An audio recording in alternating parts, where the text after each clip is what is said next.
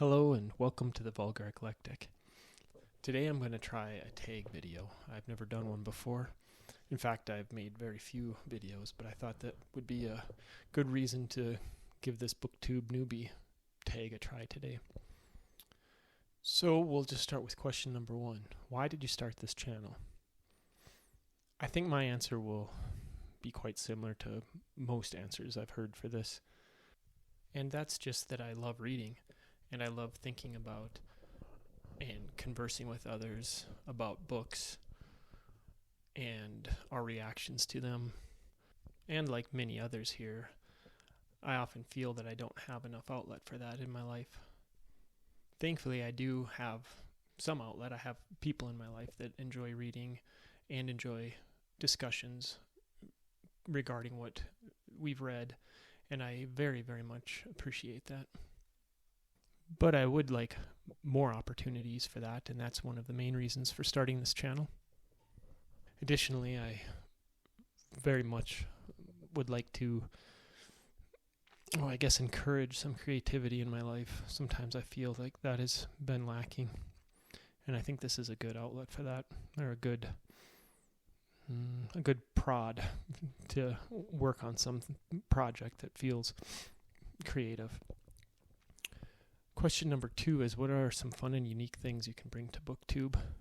Again, I think my answer will be very reminiscent of many other booktubers, and that unique thing is just my own perspective, because we are all individual people with individual tastes and our own idiosyncratic reading paths, reading journeys, reading histories, and so we all bring that to this BookTube space. And so not only like the particular books that I have read or will read, but also my particular reactions to them will all be in some fashion unique, just like it is for every reader. Question number 3 is, what are you most excited for about this new channel? I think I am most excited for the creative aspect of it.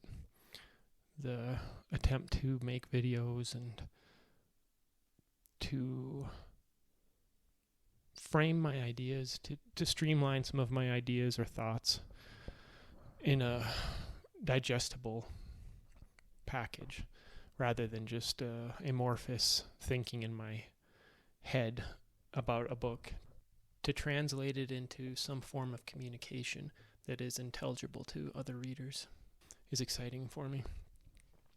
Also, engaging in some sort of back and forth with other booktubers and other readers is something I look forward to. Let's see, question number 4 is, why do you love reading? And this could be a whole video on in itself. That is such a wonderful thing to think about. I love reading for many reasons. I guess to try and make it somewhat short for this tag video, I would say that I love reading because it's a way of meeting people and getting to know other individuals. And by that, I think I mean that as we get older, it seems that we are less and less likely to know another person in any sort of intimate fashion. We have, as we grow up, I think when we're kids, it's easier often because of shared social situations, oftentimes intense social situations like school, clubs we might be part of, play groups, things like that. As we get older, I think those opportunities diminish, especially after school. Some people find that perhaps in their work environment. I used to, actually, in many ways. That hasn't been an option for me for a while, but in the past it has. But when you read, you have a couple of different avenues of reaching for that connection, and one is through the characters in a book. Sometimes a well-written character is so realistic that as you read more and more about that character and learn more and more about how they perceive the world, you actually feel as if you know a real individual person.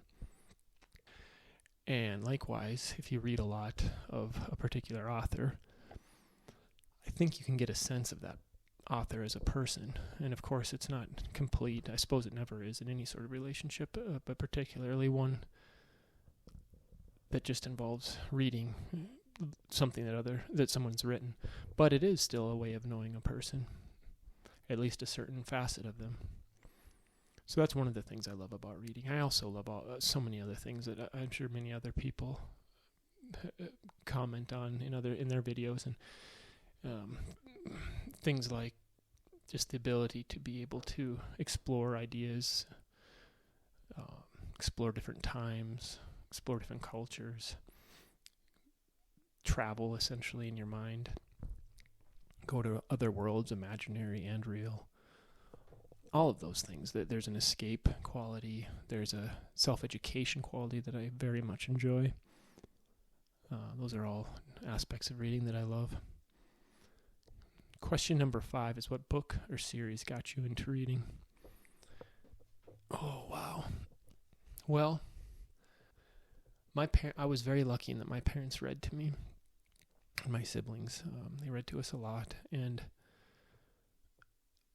book or series, there's just so many, actually. I guess... So I guess some books or series that really got me into reading would be Mrs. Frisby and the Rats of Nim. That's a book that was read to me first in grade school. I loved it so much that I read it then on my own, and I continued to read it every year for a while. In fact, I remember I think on the very first page is the word hypochondriac was used, and I remember learning it in that context, learning that word for the first time, and I thought that was pretty neat, and I just loved the characters in the story.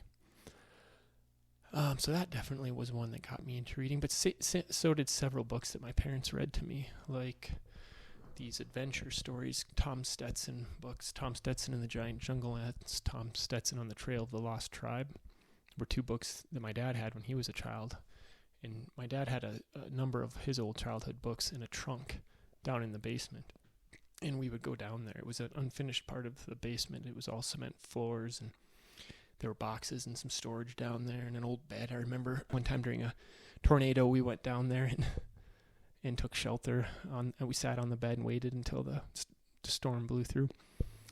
But also down there was this big old trunk, and we would go down there every so often and open the trunk, and my dad would pull out a few books to bring upstairs, and we would read those together. And he read us those 2 Tom Stetson books. He also read a book called Biography of a Grizzly by Ernest Thompson Seton. That was the first book that ever made me cry. I had such an intense emotional reaction to that story. So those are other big ones. My mom gave me one of her old books. It was a collection of King Arthur stories, and the book itself was a work of art. It was just so beautifully bound and had wonderful paintings and illustrations in the book, and the stories were, of course, incredible and wonderful. I remember these dragons battling in the water, and just wonderful things. And then I got really into choose your own adventure books, the game books and solo role-playing game books and things like that. When I was in grade school, I think 4th grade or 3rd grade possibly it was, we had a white elephant Christmas gift exchange, and I don't remember what gift I got. I got something, and another student in the class received 3 Endless Quest books. And I remember him saying, I don't want these. They're satanic, which, of course, they weren't, but that was all part of that era. And I saw them, and I thought they looked absolutely incredible. And I told him, well, I'll trade you mine if you'd like. And he was enthusiastic about that and thought that was a great thing. And I was just enthralled with those books. So I was so excited to get those. I didn't know what they were, really. They were mysterious to me and wonderful. I brought them home and started reading them. The first one I started reading was The Pillars of Pentagarn, and just loved it. And there was a scene that was so intense to me. I remember one of your traveling companions in the book is an elvish woman. I think her name was Lydia in the book. And there's a certain path that one can take in the book in which she is turned into a skeleton, a living, like an undead skeleton. And there was this very realistic black and white drawing in the book of that moment in the plot. And it was terrifying to me. I got very scared. In fact, I went and got my dad. I was so scared. And shortly thereafter, I read the second book in that group of 3 that I got, The Villains of Volturnus, it was called.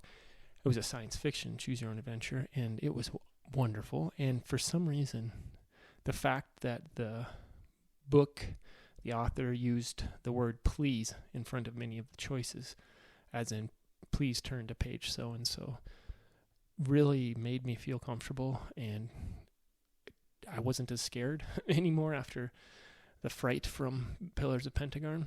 So I read that one, and then I read the third one called Raid on Nightmare Castle. And I just really, really loved all 3 of those. This is a very long-winded answer. I think what I will do is try to answer more of this when in question number 8, but I would also briefly say that A Wrinkle in Time by Madeleine L'Engle and that series of books also really got me into reading. I loved those, and I even wrote Madeleine L'Engle a letter, in fact, when I was a child, and asked her if a tesseract was real, a real concept, and she wrote back to me, believe it or not. I don't know how I sent it to her. My parents helped with that part, I believe. I wrote the letter, and I guess they sent it to the publisher, and the publisher passed it on to her, which was really neat. And I'm looking back on it, I'm somewhat surprised that she wrote back. But that really, those books really helped feed the fire for reading. Another book I reread periodically in my childhood was a retelling of the Odyssey called The Adventures of Ulysses by Bernard Evzelin. And then also, very much like the Endless Quest books, actually, the same sense of mystery was attached to another book I came across.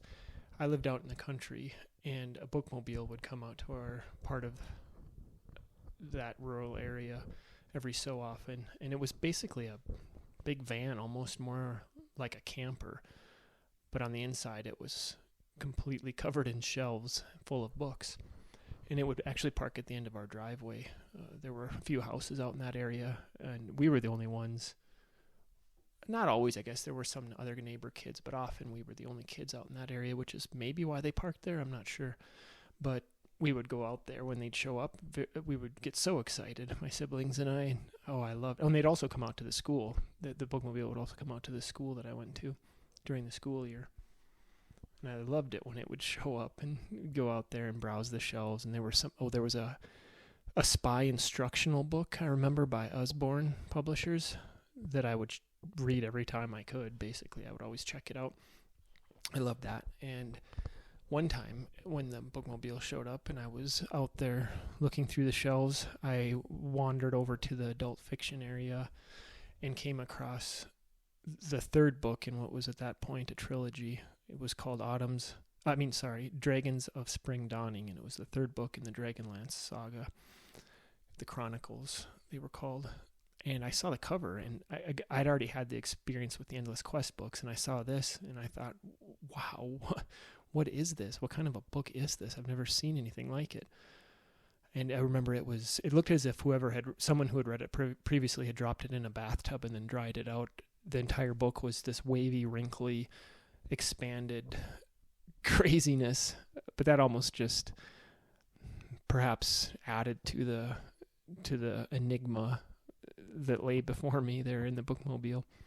So I very excitedly checked that out and brought it home, and I read it. And I think the fact that the story it started far into the story because it was the third book, almost made it more mysterious. I didn't understand who these characters were, why they were where they were, and the whole reading experience was amazing to me. It was otherworldly. I was so transported away into that world, and I wanted to know more because, again, that mystery of all the information I didn't have and didn't know about, which was actually very similar to, I loved comics. I didn't have very many, though, until I was a little bit older, but I did have this coverless old copy of Secret Wars 2, and I think it was, I don't remember which issue now off the top of my head. It was either the second or the fourth, I believe, but again, it started in the part way into the story. It was so mysterious to me because of that, and I just wanted to read more. And I didn't really have a way to for a long time. didn't have access to the other issues. Thankfully, with the Dragonlance books, they were easier to come by, and I did have access to those, so I went back and started at the first one. But those books really were a part of my reading development. All right, I think I'm getting pretty long-winded here, so I'll move on to number 6. I think we're on. What questions would you ask your favorite booktubers? Well, I think I would ask them exactly what I was just talking so long about, and that's your childhood memories of reading. Those are, I love thinking about them, my own memories of that, and I love hearing about other people's memories of that, both people and people I interact with in real life. I love hearing about their reading experiences as a child, and I also like reading about it. For example, in a memoir, or a book where a person is talking about, particular memoirs, actually, historical memoirs. I love to hear what they were reading and what kind of books they had access to at different times in the past, and what may have grabbed their attention when they were young and growing up. So that's what I would ask other booktubers. I would just want more detailed information and conversations regarding that. Number 7 is, what challenges do you think starting a booktube channel will be the hardest to overcome? This is probably what most people say, I think, but just getting used to myself talking to basically no one, although ideally you're talking to several people, but in the moment you're just talking into a microphone or a computer or whatever. That's a bit of a challenge for me. There's also the technology aspect of having a booktube channel that will be somewhat difficult, but I'd say I guess grappling with that is also part of what's enticing about making a booktube channel, is learning some of that and playing around with it, and just trying to tap into the desire for creativity that I have, and I think is probably just a part of human nature.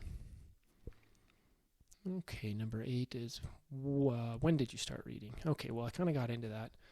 I started very young. My parents read to me since forever. I don't know when they started. And I began reading shortly thereafter. I don't really remember precisely when, but I read a lot of Bernstein Bears, Encyclopedia Brown, random books that my dad in particular had when he was a child. My mom read me The Shy Stegosaurus of Cricket Creek, and that was wonderful. I read a lot of different books. I had these hardcover books. I've never been able to find them again, actually. These oversized hardcover books of this group of dinosaur friends and their kind of adventures, I guess. They were really beautifully illustrated with bright primary colors, I believe, on the covers. I just really liked those, and many of the books I liked as a child, I know what they are and I can find them or have found them, but I've never been able to find those. I also, as I mentioned, really enjoyed Choose Your Own Adventure books, and so I read a lot of various series of those. I had a Transformers series. And I had not Choose Your Own Adventure books, but just novels, young adult novels of G.I. Joe characters. The first one was called Siege of Serpentor. I went through a phase where I really liked those. So yeah, just a number of different books that got me started reading fairly young. And I don't think I ever really stopped. I have a lot more memories about reading I'd like to talk about. For example, on the first day of 7th grade, there was a library book sale, and I had just gotten to this new school, and I went to the library, and I found this huge tome of a book with a red cloth hardbound cover, and it was this giant compendium of poems in the English language. It was edited by Burton Egbert Stevenson and called The Home Book of Verse. And it was one of 2 volumes, and I got it for 10 cents, and I just loved it. I loved to peruse that book and find poems that resonated with me, and I'd mark them with little scraps of paper or whatever was at hand. I remember at one point there was it probably is actually still in there, a little paper match marking a spot, and that definitely influenced my love of reading and some of the direction it would take down the road. So I'm really kind of reverting back to question number 5. My apologies. But I could talk about that kind of stuff all day, I feel like. I just love I love both one's reading past, kind of like reading origin, I guess. Origins. I love origin stories in general. But I also I like tracing out, I like thinking about the circuitous paths our reading histories take. When you take a bird's eye view, you can see different influences at work. Perhaps how one book or genre has led to another book or author. And you can just see this snake-like path through the immense world of books. So, let's see, question number 9. Where do you read? I used to read more or less everywhere. In chairs, on the couch, in bed, definitely in bed. Used to read on trips. I would get carsick if I read in town, but I could read for hours in the car when we were on a road trip as a family, for example. I used to take the Greyhound bus on trips, and so I would read on the Greyhound, read on planes, read at airports, read outside. Sometimes I would read while taking a walk, or I would just read outside in the grass. I'd always bring a book or books when I'd be backpacking or camping, all that kind of stuff. In fact, I just didn't really like to not have a book with me. Nowadays, I have a pelvic and spinal condition that I'm currently, and for several years, have been trying to recover from through therapy, and I made a lot of progress, but I guess I'm not positive. Several years ago, I had to stop reading physical books. I couldn't hold them properly anymore and read them. So I switched to digital books, and that took some getting used to, actually.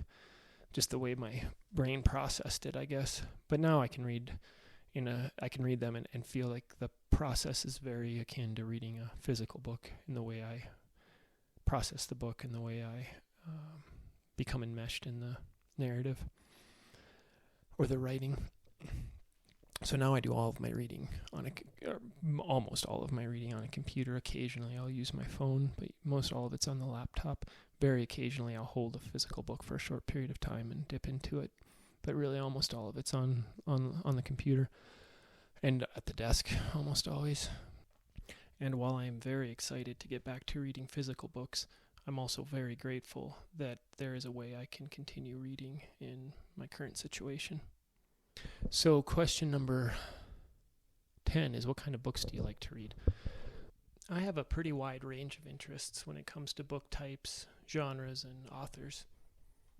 But if I look at what I read in a given year, I read primarily classics, going back to antiquity to more modern classics. I love comic books. That was another thing, actually, that really got me into reading, was comic books. I like memoirs an awful lot, both those that would be considered classic literature and others. I really like to serendipitously discover or fall into a book, so to speak. And sometimes that results in finding what to me feel like rather obscure books. I mean, I know it just all depends on one's exposure and circumstances, whether something is obscure or not, but sometimes I find a book that I know nothing about. Sometimes I'm not even aware of its existence, and I unexpectedly come across it at just the right moment and just end up loving it. This has happened many times, browsing in libraries, walking down aisles, wandering about and looking at titles and authors, and sometimes something will just grab my attention that I was up to that point unaware of. And this happens in used bookstores and other places as well. I remember one time I was working in a very small town of, I think, a couple thousand people out in the oil fields, and I came across, there was a thrift store, and in the thrift store I came across a book called The Narrow Road to the Deep North and Other Travel Sketches by Basho, the Japanese poet and writer. And I picked that up, and I was staying in a hotel for work at the time. I brought the book back to my room and started reading. Wow, I didn't know anything about him. It just looked curious. And I loved it, and it ended up being, it's one of my favorite reading experiences. It's a wonderful book, and I've always wondered, how the heck did it wind up in that town? I mean, who was reading that, or who had that and dropped it off at that thrift store? I think that's just interesting. And I've come across others. One time I was coming home from a friend's wedding that was in another state and got stuck in a snowstorm, and the interstates were closed down, and I had to stay over in this town. And while I was there, again, went to a thrift store, and I came across a science fiction book, and it looked interesting, and I picked it up, and yeah, I really, really enjoyed that whole series of books, the Riverworld saga. And this is just, it's happened many times. Another book that comes to mind is a little volume I happened to discover on the shelves of a used bookstore titled The Joys of Reading, Life's Greatest Pleasure by Burton Rasco. It's a book about books and about the love of reading, and just a lot of fun.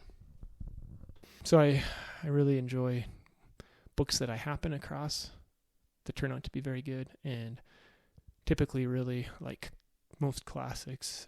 There's kind of a saying I have in my family where when in doubt, Euripides. So sometimes when I don't know what to read, I'll pick up a play by Euripides, and I'm never disappointed because they're wonderful. Let's see. Oh, yeah, one more quick thing. What kind of books I like to read? I used to go down to the river a lot. Various places on the river. There was one place that was actually more of a drainage ditch off the river, and I'd sit under this cottonwood tree and read. And one time I remember it was an Ursula K. Le Guin book. That was very nice. And oftentimes I would bring comic books. I'd go stop by the comic book store and pick up a few old cheap back issues and just read them by the river. And sometimes I'd go to the library and get graphic novels. I found the Akiko books by Mark Crilly at the library, and that whole period of reading those it felt like my childhood in a way, even though I was an adult. But something about the books and my reaction to them and the environment in which I was reading them, it all combined to really feel like some of the very positive aspects of my childhood. I guess I also really like books that can somehow trigger that feeling or create that feeling. Yes, this is another kind of question that apparently I could talk forever about. Instead, though, I think I will I will go into question number 11, which on this list says is sometimes done, but I'll do it. What does your book collection look like? And that is, I guess, sort of like, where do I read? It's changed a little bit in recent years because of life circumstances. Most of my books, well, pretty much almost all of them are in storage right now. And I have a handful, a few dozen maybe that I've picked up where I'm currently living. And these are similar to the question about what kind of books do I like to read. There's a fairly varied mix, including classics, poetry collections, some science fiction, fantasy novel, mystery novel, reference books, a collection of essays by Montaigne, Piers the Plowman, some history. There are also a couple of children's classics. And remember that G.I. Joe series I mentioned earlier? Well, I actually came across the first in that series, Siege of Serpentor, somewhat recently and picked it up out of nostalgia, I suppose, and a desire to check it out again, maybe give it a read. I don't know what happened to those novels that I had, the G.I. Joe novels that I had when I was a kid. I think there were 6 of them, but they've disappeared somewhere. Although I do have a number of books from my childhood, including several that my parents gave me as a child that I really treasure. There's an interesting looking memoir that I happened upon called Roughing It in the Bush by Susanna Moody, who was a settler in the 1830s somewhere in Canada. I haven't read it yet, but look forward to giving it a try. And speaking of not having read a book, that's something that is a somewhat common theme in my collection of books. I guess there are many that I have not read, and I like that because I oftentimes read kind of off the cuff, I guess you'd call it. I might have a book for quite literally 10 years, and suddenly one day it feels like the right moment to pick it up and give it a try. And there are books that I have picked up 2 or maybe even 3 times and gotten a fair way into, but ended up setting down for some reason or another. And then one day I pick it up and I really get into it, read it, and really enjoy it. And that's one of the really nice benefits of having your own personal or home library. There are lots, including the somewhat romantic vision of sitting in a comfortable chair by a wood-burning stove on a snowy winter night with a shelf of great books by you, maybe a cup of something warm to drink, and just reading a great book or dipping into a book you've enjoyed in the past. There are certainly a lot of books like that, poetry and essays and other books that are just fun to open up to certain sections that you've really enjoyed in the past and reread again. That's one of the other benefits of having physical books at home. Another, of course, is that if you have children or other family members, just the presence of those books might spark an interest, and they might decide to pick one up and give it a try. That gets into another aspect that I enjoy, which is just having those books. You always have the option of passing one on to a friend or an acquaintance. Maybe you can lend a book or give a book to someone, and I love doing that. So that's one of the many reasons that having actual books in your possession is very desirable to me. I guess that kind of answers more or less what does my book collection look like. Oh, I also have an absurdly huge solo role-playing game book collection. I don't know, maybe embarrassing. It's not embarrassing to me, but maybe it should be. I don't know. But so many of them. Lone Wolf. I was a huge Lone Wolf fan by Joe Deaver, if you're familiar with those. In fact, I also wrote him a letter when I was a kid, and he also wrote back. I thought that was really wonderful that he replied with a letter and sent it to me. It was just so kind and gracious to his young audience, and that goes for Madeleine L'Engle as well. But anyway, a huge collection of those. I really like them. I've read them as an adult too. I haven't now for a while, but it's something I have read even into adulthood. All right, and I guess that more or less concludes my Booktube Newbie Tag video. There are many more things I would like to have said, and some things I feel kind of silly about saying, and I just looked at the time of this video, and I'm cringing seeing how long it is. So maybe next time I can make it a little more concise if I do another tag video. At any rate, if you somehow made it this long, thank you very much. And I look forward to cultivating whatever sort of presence and relationship develops here. Thank you very much. Have a really nice day and happy reading.